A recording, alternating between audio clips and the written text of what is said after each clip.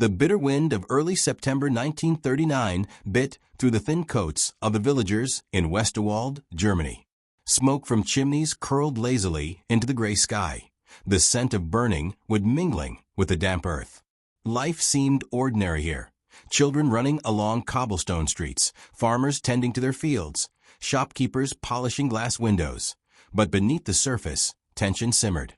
Europe teetered on the brink of war, and no one was truly untouched by the unease that had settled like a fog over the continent. Johann Becker, a wiry man of 42, stood outside his family's bakery, kneading dough mechanically. His hands were calloused and strong, a testament to years of labor, yet there was an unfamiliar tremor in them today. The news had arrived that morning. Germany had invaded Poland. The official radio broadcasted the Führer's proclamation with its familiar pomp, but to Johann, it sounded hollow, almost surreal. He had seen soldiers march before, heard rumors and whispers of conflict, but war in his lifetime had always seemed distant, something that happened elsewhere. Johann's son, Friedrich, barely 17, lingered by the door. His uniform, a crisp, ill-fitting Hitler Youth outfit, felt heavier than the weight of responsibility it symbolized. "Father," he said softly, almost hesitantly, Do you think it will come here? To us." Johann shook his head, though he didn't meet his son's eyes. "I don't know Fritz," he said, using the boy's nickname. "But we must prepare no matter what." The words felt hollow even to him. Preparing meant different things for different people. Some would dig trenches, others would enlist, and many would simply wait, hoping the storm would pass. Meanwhile, across the Rhine in Paris, a very different kind of anxiety gripped the city. Marie Duval, a young nurse in her mid-20s, was on her way to the military hospital where she worked. The streets were crowded with travelers and families evacuating toward the south, whispers of German aggression spreading like wildfire. France had declared war on Germany, and the city was bracing itself for the inevitable. Marie had grown up in a world of medical textbooks and the quiet cadence of caring for the sick. But now, each day brought news of bombings, mobilizations, and wounded soldiers. The hospital corridors were tense, filled with doctors speaking in urgent whispers and patients clutching their injuries with trembling hands. She paused to adjust her cap, glancing at a group of young men being admitted. Fresh recruits, barely older than her brother had been, eyes wide with fear, uniforms stained with the dust of forced marches. Meanwhile, across the English Channel, Londoners were caught in a different rhythm of fear. Air raid drills had become a part of daily life. Children practiced huddling under tables, while adults stocked up on canned goods and coal. Richard Hastings, a journalist for the Times, walked briskly along Fleet Street, notebook in hand. He had spent the past year covering political tensions, but the reality of war now felt personal. Every headline he wrote was tinged with an unease he couldn't shake. London was calm, almost annoyingly so, but Richard knew that beneath the veneer of civility, the city was bracing for something unimaginable. Back in Germany, the Becker household was no stranger to upheaval. Friedrich's older brother, Wilhelm, had already been conscripted into the Wehrmacht and sent eastward. Their mother, Liesel, tried to maintain a sense of normalcy, baking bread and mending clothes. But the cracks in her composure were visible. Each letter from Wilhelm brought both relief and worry. He wrote about long marches, cold nights in makeshift barracks, and the camaraderie among soldiers, but never about fear. And that, perhaps, was more frightening than any detail of battle. Johann knew that the world they had known, the quiet rhythm of the village, the security of hearth and home, was disappearing. He could see it in the vacant stares of men returning from the local militia, in the hurried whispers of neighbors, in the tension that made the bakery feel smaller, more suffocating. Every decision, even the smallest, carried weight now. The first signs of mobilization began to appear in Westerwald. Soldiers arrived in trucks, their boots clattering against cobblestones, rifles slung across their backs. Posters demanding enlistment and loyalty to the fatherland were plastered on walls, and the once bustling town square became a hub of tense activity. Johann tried to shield Friedrich from the worst of it, but the boy's curiosity and sense of duty were insatiable. He watched soldiers, studied their movements, memorized their ranks, as if understanding them could somehow keep danger at bay. In the coming days, the realities of war began to intrude more directly. Friedrich was called to assist at the local communication post, relaying messages between the village and nearby outposts. Each telegram brought news of casualties, advances, or retreat. Johann accompanied him at first, ensuring the boy did not become overwhelmed. But soon, even the father realized he could not protect him from the march of history. Meanwhile, the air was heavy with rumors of the Luftwaffe's impending strikes on Polish cities. In Paris, Marie and her fellow nurses prepared stretchers and organized supplies, anticipating the influx of wounded. Londoners stocked their shelters and prepared for blackout drills. In Germany, villagers debated the morality of the war, some swept up in patriotic fervor, others quietly dreading the consequences. The first night of September ended with an eerie stillness. Johann sat by the stove, Friedrich beside him, both staring into the fire as shadows danced across the walls. The village outside was quiet, but the sense of impending change was palpable. Somewhere beyond the horizon, borders were being redrawn, lives shattered, and the delicate balance of peace irrevocably broken. Friedrich finally spoke, his voice barely above a whisper. "Father, do you think we'll ever have normal days again?" Johann closed his eyes, searching for an answer that would comfort him as much as his son. "Perhaps," he said slowly, "but we must be ready for anything, and we must hold on to each other, whatever comes." Outside, the wind howled through the trees, carrying with it a faint echo of marching boots and the distant rumble of artillery. In every corner of Europe, families braced themselves for the unknown, their lives about to be entwined with the greatest conflict the world had ever seen. And so, the storm gathered. The world teetered on the brink of chaos, and in villages and cities alike, ordinary people found themselves at the mercy of forces far beyond their control. For Johann, Friedrich, Marie, and Richard, the coming months would test their courage, their morality, and their very humanity. The shadows over Europe had begun to lengthen, and there was no turning back. The first whispers of battle reached Westerwald in the form of distant thunder, a rumble not of storms, but of tanks rolling through the countryside.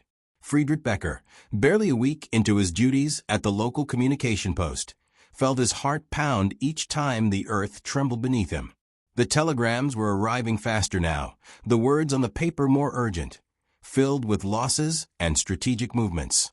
Johann watched his son grow visibly older by the day, the boy's eyes shadowed with a knowledge far beyond his years. Meanwhile, Wilhelm Becker, Friedrich's older brother, found himself in Poland, amidst the chaos of invasion. He had barely slept in days. The smell of gunpowder, mud, and blood clung to his uniform, and the cries of the wounded haunted his dreams. Wilhelm had enlisted voluntarily, driven by duty and patriotism, but the reality of combat had stripped him of any romantic notions he once held. In the villages they passed, empty homes and shuttered windows told stories of civilians fleeing in terror. Each destroyed house, each broken fence, was a reminder of the cost of war, far beyond what maps and military strategies could show. Back in Paris, Marie Duval's hospital was now overflowing. Wounded soldiers arrived in waves, some barely conscious, others screaming in pain. Marie moved among them with steady hands, her calmness a fragile shield against the chaos.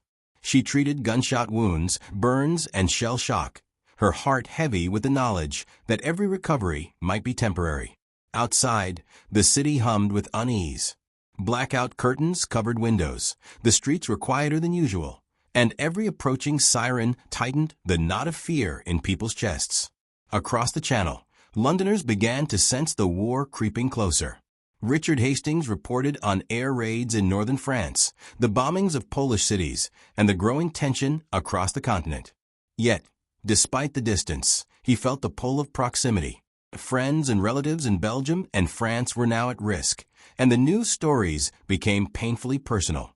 Each dispatch he wrote carried the weight of lives disrupted, dreams shattered, and the slow, grinding machinery of war that spared no one. In Westerwald, Johann Becker attempted to maintain the fragile semblance of normalcy. He baked bread each morning, greeted neighbors, and kept the small bakery running. But the town was changing around him. Soldiers passed daily, eyes scanning for loyalty, rumors spreading like wildfire. Johann avoided conversations with those who spoke too freely, understanding that even casual words could have serious consequences in this climate of suspicion and fear. Friedrich's role at the communication post expanded rapidly. He now carried sensitive messages to nearby outposts, his legs trembling from exhaustion, but his mind sharper than ever. Each delivery was a test of courage, and with every successful mission, he began to feel the heavy weight of responsibility settle over him. The boy who had once asked if there would be normal days again now faced the harsh truth. The war had arrived, and survival depended on both courage and caution. Meanwhile, Wilhelm's unit pushed deeper into Poland. One evening, as the sun set behind a line of shattered trees, Wilhelm paused to catch his breath. The battlefield was silent for a moment, the only sounds the distant echoes of artillery and the soft groans of the wounded. He found a small village, abandoned save for a few frightened children hiding in the ruins of a church. The soldiers passed in silence, some offering food or comfort, others keeping their distance. Wilhelm lingered longer than he should have, his heart aching with a mix of duty and helplessness. Marie, too, faced moments that challenged her humanity. A young soldier, no older than Friedrich, was brought into her ward, his leg mangled beyond repair. He screamed in terror, crying for his mother, for home, for something to anchor him. Marie knelt beside him, holding his hand, whispering words of comfort that felt inadequate against the enormity of his pain. Her own hand shook, but she forced herself to continue, knowing that hesitation could cost lives. In London, Richard Hastings faced ethical dilemmas of a different kind. Reporting on atrocities, civilian casualties, and the growing power of the Nazi war machine weighed heavily on him. Each article he wrote could influence public opinion, but it could also spread fear and despair. He found himself questioning what it truly meant to be a journalist in a world at war, balancing truth with responsibility. As weeks passed, Westerwald itself became a microcosm of the war. Soldiers requisitioned food and supplies, families were relocated, and the town square that once hosted markets now served as a staging ground for patrols.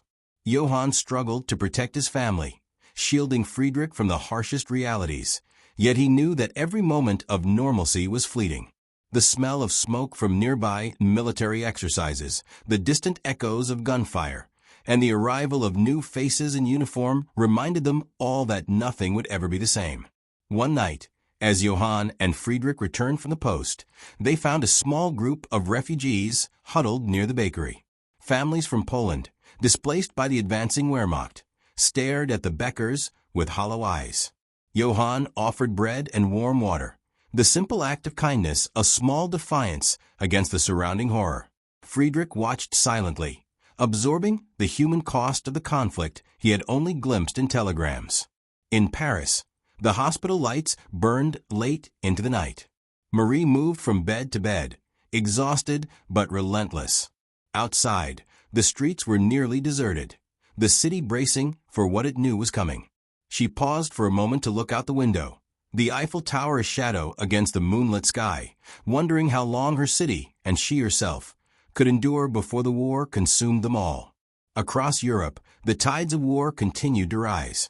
Soldiers, civilians, and ordinary families became entwined in a web of fear, duty, and survival. Johann and Friedrich, Wilhelm, Marie, and Richard each faced different battles, yet their stories were threads in the same tapestry, a continent unraveling under the strain of violence and ambition. And as the first snow dusted the countryside, whispering promises of cold nights and frozen roads, the shadow of conflict grew longer, reaching deeper into every corner of Europe. Battles had begun, lives were lost, and the human spirit was being tested in ways no one could have imagined. The war was no longer distant, it had arrived unrelenting, and there was no turning back. Winter had begun to tighten its grip on Europe, and the once familiar landscape was transformed into a battlefield of frost, mud, and despair. In Poland, Wilhelm Becker's unit was entrenched along a narrow stretch of road, the air heavy with smoke and the acrid tang of gunfire. The initial rush of victory had faded, replaced by the grueling rhythm of combat, long marches, sleepless nights, and the constant threat of ambush. Wilhelm's hands ached from gripping his rifle, his eyes strained from scanning the horizon for the enemy who seemed to appear out of the mist at any moment. The soldiers whispered of towns burned to the ground, of families fleeing and disappearing into the forest. Wilhelm had seen death up close for the first time, comrades falling, their blood staining the snow, their screams echoing across the countryside. The weight of it pressed on him, each night making sleep a distant memory. Yet amid the horror, small acts of humanity persisted. A shared cigarette, a word of encouragement, or a quiet moment helping a civilian find water. These fleeting gestures reminded Wilhelm that even in war, human compassion could survive. Back in Westerwald, Johann and Friedrich faced their own trials. The village was no longer safe. Military vehicles rumbled through the streets, commandeering supplies, and soldiers questioned every newcomer with suspicion. Refugees had begun to arrive in greater numbers, their faces gaunt, eyes hollow with hunger and fear. Johann offered what food he could spare, baking extra loaves late into the night, while Friedrich delivered messages and assistance to the local command posts. Each day, the boy's sense of innocence eroded further, replaced by a steely determination born of necessity. In Paris, the city was bracing for conflict that seemed inevitable. Marie Duval's hospital was overwhelmed, the wards filled to capacity with wounded soldiers and civilians alike. Each day brought new horrors, limbs shattered by artillery, burns from bombing raids, and civilians caught in crossfire. Marie worked tirelessly, her hands raw and blistered, yet her spirit refused to yield. She comforted the dying, encouraged the frightened, and pushed herself beyond exhaustion, driven by a sense of duty she could not ignore. Richard Hastings, reporting from London, watched the continent burn through his window and his typewriter. The Blitz had not yet begun, but the anticipation of German attacks kept the city in a state of anxious vigilance. Richard's articles detailed the growing atrocities, towns flattened, civilians displaced, and armies clashing in brutal winter campaigns. He felt a gnawing frustration that mere words could not alter the course of events, but he continued, believing that truth could be a weapon in its own right, shaping public awareness and, perhaps, action. The front lines in Poland were brutal. Wilhelm's unit engaged in a firefight near a small village, the snow turning red beneath the weight of bloodshed. The enemy was relentless, pushing their positions, forcing retreats, and demanding sacrifices that seemed impossible to bear. Wilhelm moved with precision, helping the injured, relaying orders, and maintaining his unit's morale. Yet at night, when the adrenaline faded, he felt the sting of despair. He thought of his family in Westerwald, of his mother and younger brother, and wondered if he would ever see them again. Meanwhile, in Westerwald, Johann made a decision that would change the course of his family's life. He began secretly assisting the Polish refugees, hiding them in barns and cellars, providing food and warmth. Each act was risky. Discovery by local authorities or soldiers could mean imprisonment or death. Friedrich, now more aware of the dangers of the world, assisted his father quietly, learning that courage often came in small, quiet acts rather than grand gestures. Marie, too, faced difficult choices. A shipment of medical supplies intended for the hospital had been delayed due to bombing of transport lines. She organized her staff to prioritize care, triaging the most critically injured while ensuring that no one was entirely neglected. Each life she saved was a victory, yet each loss weighed heavily on her heart. One night, after tending to a young boy wounded by shell fragments, she collapsed in exhaustion, tears mingling with soot and sweat. The war had no mercy, but neither did her compassion. Richard Hastings continued to navigate the tension in London. Political debates, public morale, and the growing threat of air raids consumed the city. He met with officials, questioned intelligence reports, and sought to convey the human cost of war to readers who had yet to feel its full impact. His reporting brought him close to families of soldiers, refugees, and aid workers, connecting him personally to the suffering and resilience of those across Europe.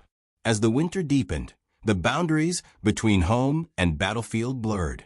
In Westerwald, Johann's bakery became a clandestine haven for those fleeing destruction, a small pocket of humanity amid chaos. Friedrich's daily routines now involved both survival and service, carrying messages, distributing food, and assisting his father in hiding and protecting those in need. Every day, the war seemed to take more from a village, its tranquility, its safety, its innocence, but also forged a resilience in its people that could not be easily broken. In Poland, Wilhelm faced the relentless advance of the German army, the sound of artillery fire a constant companion. Villages were reduced to rubble, fields churned into mud by tanks, and the screams of the wounded echoed through the forested hills. He witnessed acts of brutality and moments of grace in equal measure, and each day tested his moral compass and endurance. Yet even in the darkest moments, Wilhelm held onto a thread of hope that somehow life could continue beyond the violence, and that survival meant not only living, but maintaining humanity. Across Europe, the war had begun to define existence. Families, soldiers, and civilians alike were bound by the same invisible chains: fear, uncertainty, and the necessity of perseverance. Johann and Friedrich, Wilhelm, Marie, and Richard each navigated their own battles, their lives intertwined with history in a way that offered no escape. The war was no longer a distant threat. It was present, pervasive, and all-consuming. And in the cold nights of winter, as the first snowflakes settled on rooftops, forests, and battlefield alike, a single truth became undeniable. Europe was burning, and its people were caught in the flames. Yet even amidst destruction, courage persisted, compassion endured, and the human spirit, fragile and battered, refused to surrender entirely. Spring arrived across Europe with a deceptive softness. The thawing snow revealed destruction that had lain hidden under winter's blanket. Flattened villages, churned fields, and shattered roads marked the path of armies advancing and retreating. For Wilhelm Becker and his unit in Poland, there was no comfort in the season. The war pressed forward relentlessly, the lull between skirmishes merely a prelude to the next wave of violence. Wilhelm's unit had been assigned to hold a strategic town along a river crossing, a critical point in the Wehrmacht's push eastward. The bridge, a centuries-old structure of stone and iron, became the focal point of both hope and fear. German engineers reinforced it, while scouts patrolled the surrounding forests, wary of partisan attacks. Yet even fortified, the town was vulnerable. Explosions rocked the streets at night, shattering windows and filling the air with acrid smoke. Soldiers, exhausted and traumatized, clung to routines to maintain some sense of control. Meanwhile, back in Westerwald, Johann and Friedrich faced increasing danger. The Gestapo had begun patrolling more aggressively, searching for dissenters and anyone suspected of aiding enemies of the Reich. Johann's bakery, once a haven for refugees, became a clandestine center of resistance. He and Friedrich coordinated with other villagers, hiding families in barns and cellars, smuggling food and supplies, and quietly sabotaging local military operations where they could. Each successful act of defiance was a victory, but the constant fear of discovery weighed heavily on them both. Friedrich, now 18, had matured far beyond his years. He had seen the human cost of war firsthand: families torn apart, friends conscripted or killed, and the village he loved slowly transformed into a place of vigilance and suspicion. Yet he also discovered a resilience he had not known he possessed. Every day was a test, every decision a risk, and he began to understand that courage often required more than bravery. It demanded sacrifice. In Paris, Marie Duval faced her own trial by fire. The city, though not yet fully occupied, was under constant threat of bombing. Hospitals overflowed, and medical supplies ran dangerously low. Marie and her colleagues improvised continuously, treating injuries with whatever they could find, sewing uniforms into bandages, repurposing furniture as makeshift hospital beds. One evening, a bomb fell mere blocks from the hospital. The explosion shook the building, sending plaster raining from the ceiling. Marie, dust-covered but unharmed, quickly returned to her patients, Her resolve hardened. "We are the shield," she whispered to herself. "If we fail, they have nothing." Across the Channel, London had begun to feel the war's immediate presence. Richard Hastings witnessed the first air raids on the northern cities and the evacuation of children to the countryside. The Blitz loomed, and panic mixed with stoicism on the faces of Londoners. Richard traveled to bombed districts to report firsthand, navigating streets lined with rubble, scorched buildings, and the somber faces of survivors. Each story he documented reinforced the grim reality. War was no longer a distant event. It was the air they breathed, the streets they walked, and the nights they feared. On the Eastern Front, Wilhelm's unit encountered partisan resistance. Local fighters, undeterred by the German advance, launched surprise attacks under cover of night. Ambushes in forested hills and sabotage of supply lines made every movement dangerous. Wilhelm witnessed comrades fall to unseen bullets, their lives snatched away in a moment. Yet these encounters also forced the soldiers to confront their own morality. Wilhelm struggled with orders to retaliate harshly against civilians suspected of aiding partisans, knowing that each action blurred the line between soldier and executioner. Back in Westerwald, the Beckers' efforts at resistance were becoming increasingly perilous. Johann had begun sending coded messages to underground networks, working with sympathetic villagers and fleeing Polish families to coordinate movements and safe houses. Friedrich, now experienced in subterfuge, assisted in reconnaissance missions, mapping patrol routes, and timing military movements to protect those in hiding. Every night, they returned home exhausted, knowing that discovery could mean not only death for them, but for everyone they protected. Marie, despite exhaustion, found moments of humanity that reminded her why she endured.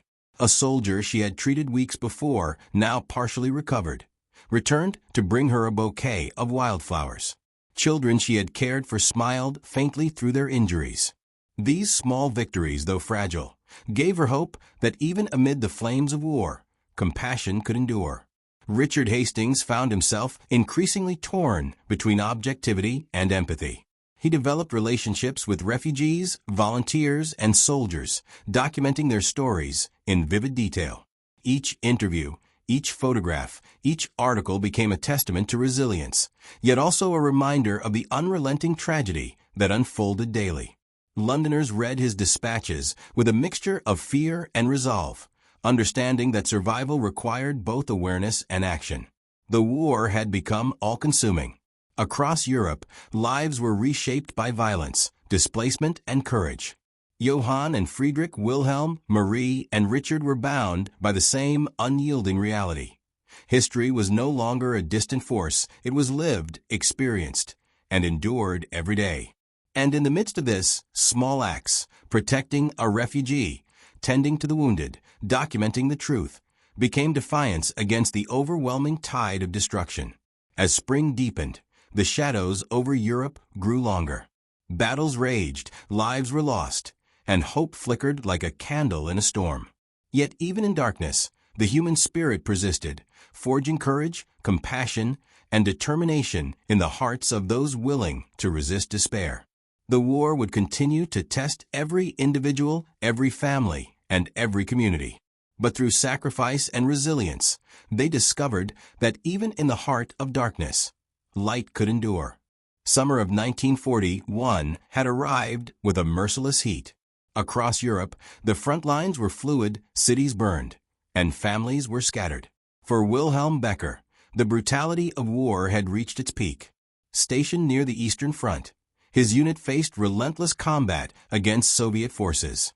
Tanks rolled across fields, artillery thundered in the distance, and each day brought fresh casualties.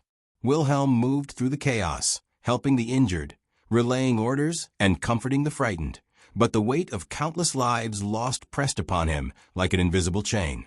One evening, after a particularly fierce skirmish near a small village, Wilhelm found himself alone among the ruins. Smoke rose from collapsed houses, and the cries of the wounded echoed across the fields. He stumbled upon a small child, no older than 10, clutching a tattered doll. The boy looked at Wilhelm with wide, fearful eyes, but in that moment, a fragile trust emerged. Wilhelm scooped him up, knowing that war was no longer just about strategy or territory. It was about humanity. Back in Westerwald, Johann and Friedrich continued their quiet acts of resistance. Their network had grown, aided by sympathetic villagers and refugees who had survived the advancing armies. But danger was constant.